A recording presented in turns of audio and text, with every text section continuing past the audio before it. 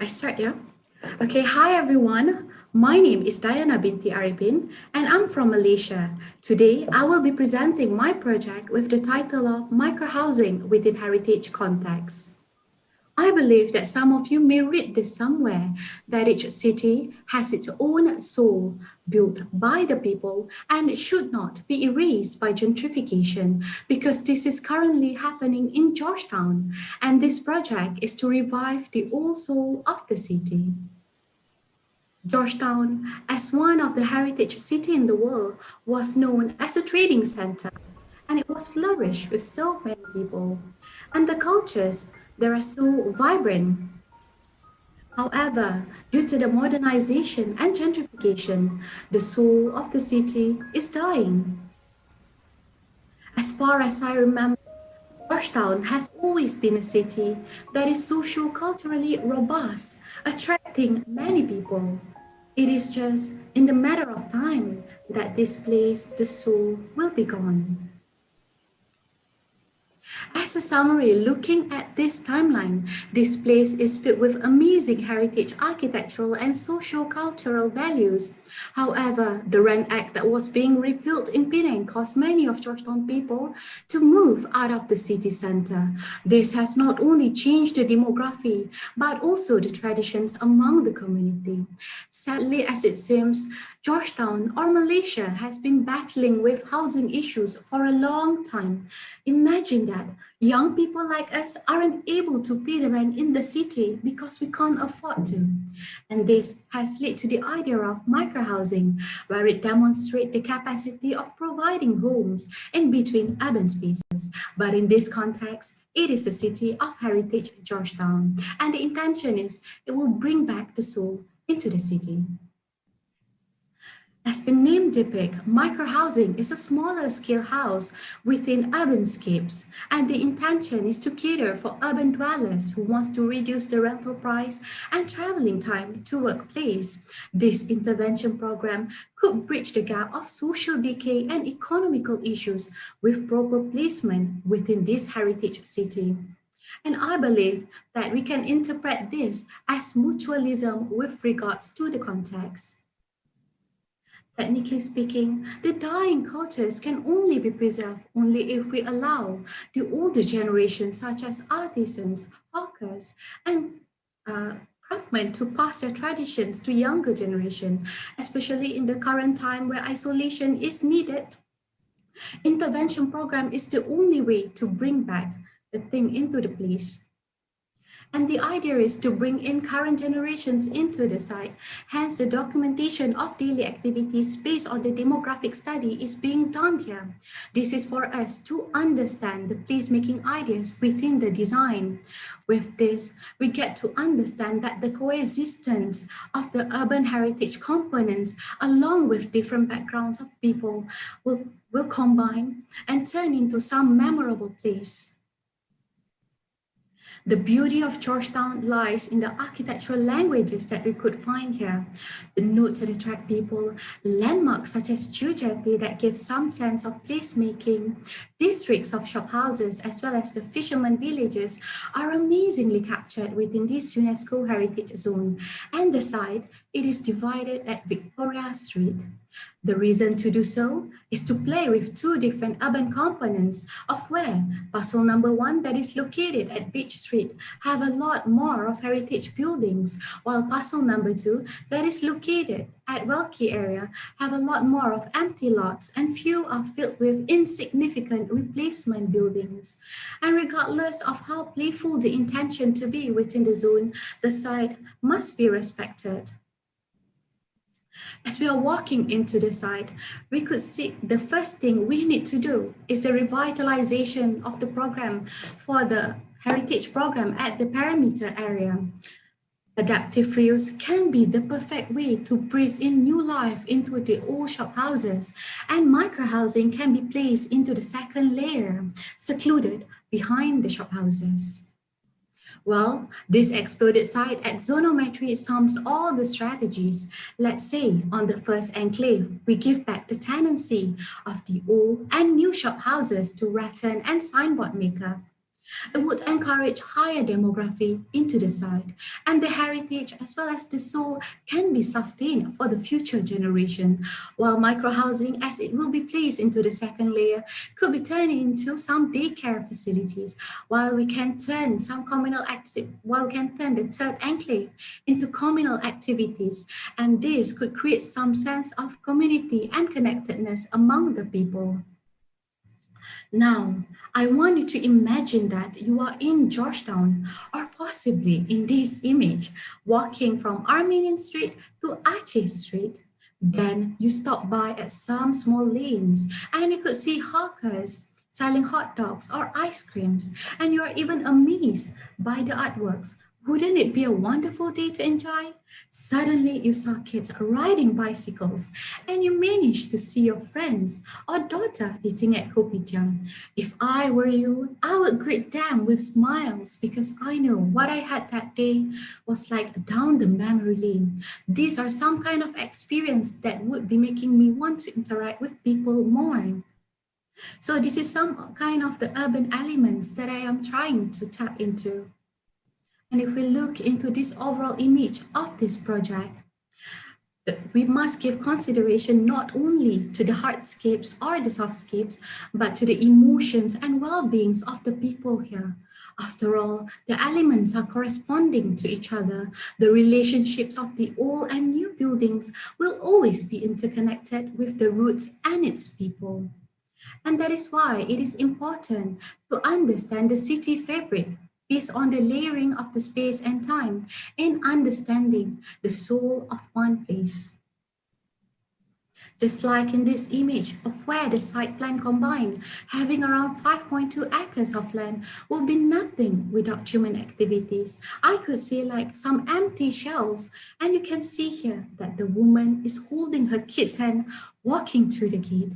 Well, basically, it is as if we are entering new phase of life. And if we continue walking into the site, we could see that there are about 117 units of microhousing on the second enclave and 27 units of new shop houses at the first layer of the perimeter.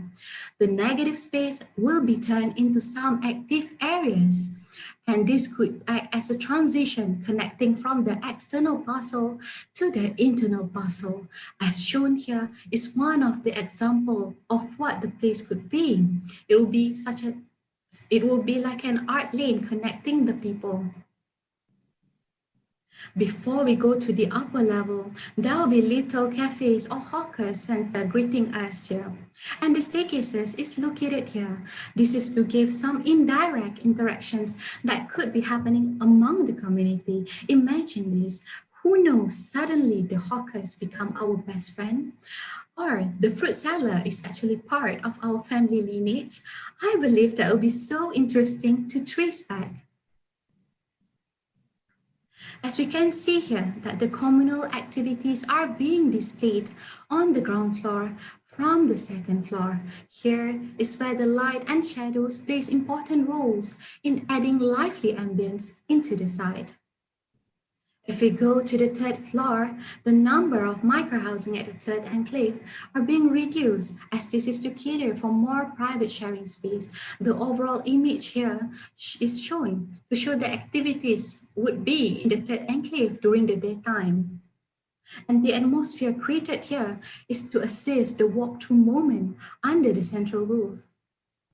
And these are some of the microhousing unit layouts that comprise from 150 square feet of area to 300 square feet. As for the sustainability features, we should look into the site planning itself as this involves the heritage buildings. And then I try to tackle the urban heat island issues by creating more pocket spaces. This will not only lead to a better landscaping for people to enjoy, but also daylighting for the tenants of microhousing. As for the materials, recycled timber are being used, especially for the central roof part. For the facade, the ideas are to reflect back to the surrounding roofscapes by following the rhythm from the aerial view and understanding the urban interlacing of new and old components. The facade itself is born. In fact, the screen itself is a reflection of the area without taking direct images of the original shop houses. And the height, it is limited to 18 meter from the roof edge. An insertion of the metal element is to give some sort of subtle impact to the design. Well, the design in the overall context is staggered as a way to protect the view from the heritage buildings on the first perimeter. And for the structural part, it is carefully designed to not interrupt the heritage component. As such, lightweight materials was chosen. And some of the dominating elements are the steel structure and the timber panel. With this, I would like to taking you into the video.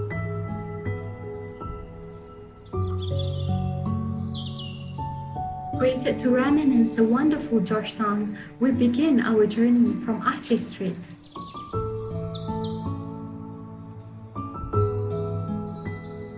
As the soul prevails, we're going through the cityscapes.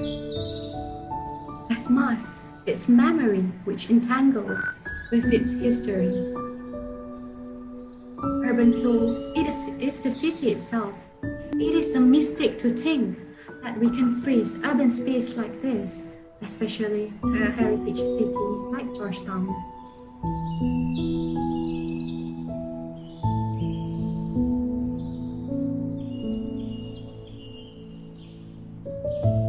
Microhousing project as shown should unite the difference in historic time, preserving the soul of the city and at the same time allowing it to move forward and keeps its dynamic character.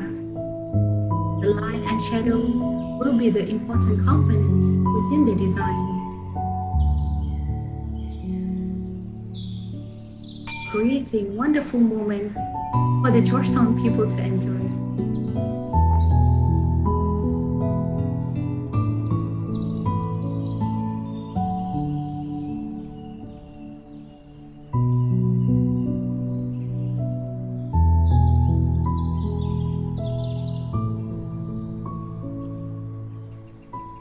This is some of the overview of what the cultural activities will be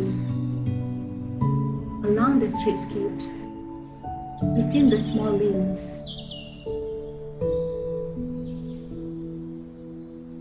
I just hope that this project could bring back the community together. With this, I would like to end that microhousing will be the future. The soul of the city can be carried through by legacy of the people. Thank you.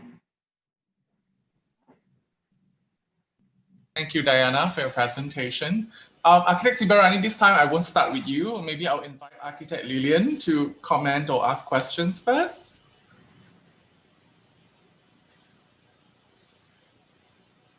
Hi, Dayana. Well, I think first, please commend you for your very thorough and obviously very carefully and well organized and detailed study with a lot of care and empathy. And I think essentially urbanistically, I think it's quite an effective proposal to densify and stitch together the sort of residual space behind the layer of heritage buildings. So I think it's a very practicable solution, and it's quite sensitive in terms of trying to match and integrate into the existing shop house typology with the typical terracotta pitch roofs. But I think in a way it meets, she has really tried to meet the brief literally, human-centric spaces. But in terms of your first aspiration, which is to touch the soul of the city, I think there is there's a certain sameness and levelness about the solution that does not sort of give you that inspiring, wow moment. So, like you did everything too good, like, but then it's missing that something that questions and, instigate. And I think it must have that element of instigation and not to be too kind and too nice. It's almost a too nice solution. So sometimes, to bring a point home, and which is, to capture the soul of the city. And Penang is a very enterprising, resilient city. It has managed to keep much of its rich cultural, including live culture, not just architectural and city fabric. It's actually already there, and it's how to enhance and really crystallize and make it maybe more iconic. That it already has. So I think careful, but maybe you need to be a little bit less, a bit more bold, and try to do something that's not too safe. I think usually for competition, that's what we're looking for, to take that big leap forward that is not predictable. All right, thank you, Architect Lillian. Architect Daniel, would you like to follow up? Okay.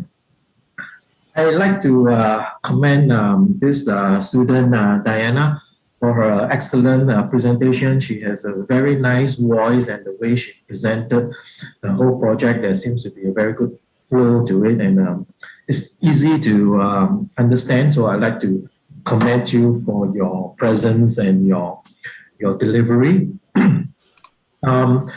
I feel that there's a lot of very positive things about your project. Firstly, in terms of the scale and how you utilize the vernacular pitch roof form of the traditional architecture that exists there, and then done it in quite an interesting way. Although I think I do agree with Architect Lillian that the solution is a bit safe, but yet I still think it is quite interesting, whereby there is a lot of element of daylight into enhancing the quality of the space that has been indicated. And I also like to commend you on your visual presentation. It's very easy for us as judges to kind of understand, the way you present your project visually. So I think that's very well done. And maybe it's difficult to understand the full intention of how you integrate the old and the new into the fabric of the Georgetown urban area. But overall, at least on the visually, it seems quite well integrated. And I think the scale, the forms, the material use, the daylighting, the functional use, the use of activities in terms of public and private spaces, I think it is really quite interesting. I personally wish to see such kind of development being implemented in a city like Georgetown. I'm from Malaysia myself. I would really I wish to see the revival of the inner city done in such creative and interesting way. Yeah, very positive. Thank you. Dr. Arash, would you like to add on? Yes, thank you. I am completely agree with the architect Daniel that the presentation is very nice and very clear. And regarding the project, I have put some note about that, and because it's something really similar to the approach that you put on the refurbishment of one area of the city that exists in the city. So needs to have very high respect, need to put a lot of attention to balance everything. And but in one part on side, because this is a competition, so I think that she can put and push more on the integration with them. Actually, what we see is very clear. All the dimension, all the balancing is working very well. But maybe this idea of closing from 4 sides, this is my area, and everything else is white. So I think that can be more actually related with the other areas in some way. And maybe because I see on front from the last view, we see the river of the sea is very nearby. And I never visited Georgetown, but I think that the sea is one of the most important aspects for the city. So just push the project on the sea can be more interesting maybe, and give to the project more power. And I have a lot of other aspects to comments on the project, but I think that should do a good job. Maybe less stairs, because I see a lot of stairs, maybe especially in the center. Remind me a lot of a city in Italy that is Scampia, that was one of the most important actually experiment of the urban scale. But congratulations, you do a good job. Thank you. Thank you. Thank you, Dr. Arash. Architect Sibarani, your questions.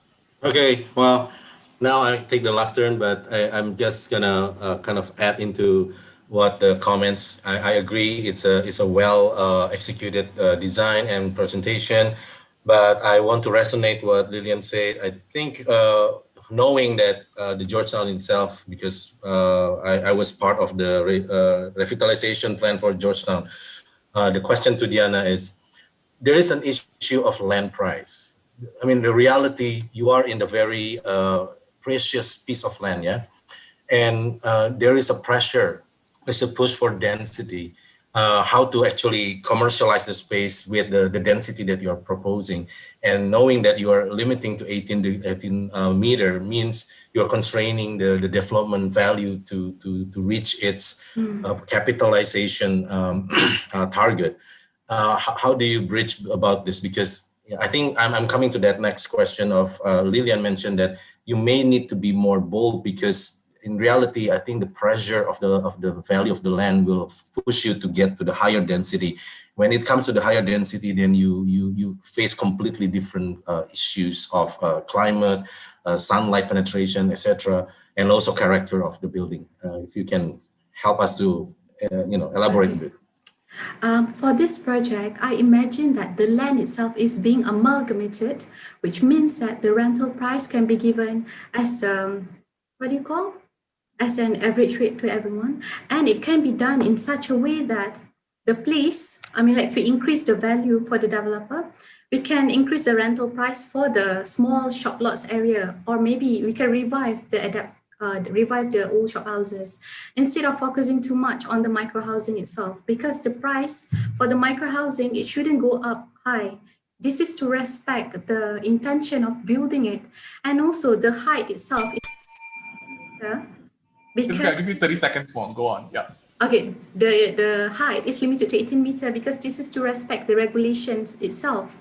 So in a way that maybe we can play with higher number within one strips of micro housing, because the micro housing itself is following the shop houses strips. And long time ago, shop houses has a lot more of maybe like 5 to 10 people within one shop houses, seeing it in one building. So this is like the reflection of that. All right, thank you. Thank you, Dayana. Okay. Slightly over time, but it's great because judges are so passionate in commenting. I love my judges so much. Okay, thank you, Dayana. You can log out now. Our judges will have a 10 minutes break. We'll be back at about 12:50. All right. Thank you so much, everyone. Let's take a break.